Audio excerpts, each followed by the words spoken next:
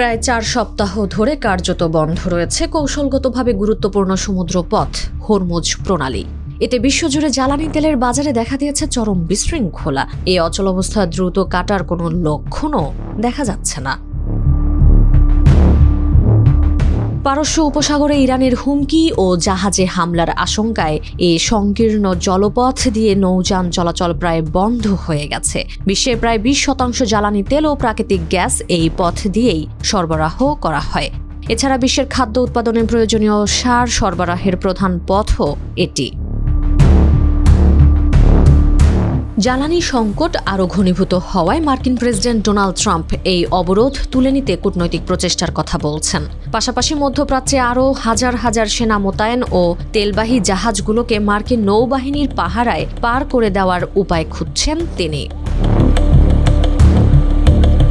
তবে অনেক ক্ষেত্রেই ইরানের পাল্লা এখনও ভারী। এর বড় কারণ তিনটি। ১. দেশটির অপ্রচলিত যুদ্ধপদ্ধতি। ২. ইরানের সস্তা কিন্তু কার্যকরী ড্রোন ও সমুদ্র মাইনের ব্যবহার।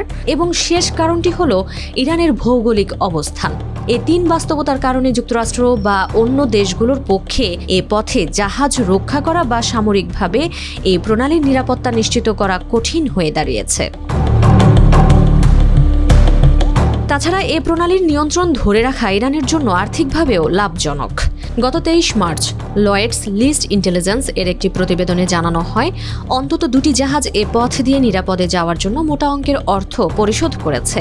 ইরানি কর্মকর্তারা জানিয়েছেন, নির্দিষ্ট কিছু জাহাজকে নিরাপদে পার করে দেওয়ার বিনিময়ে তারা এভাবে ফি নেওয়া অব্যাহত রাখবেন।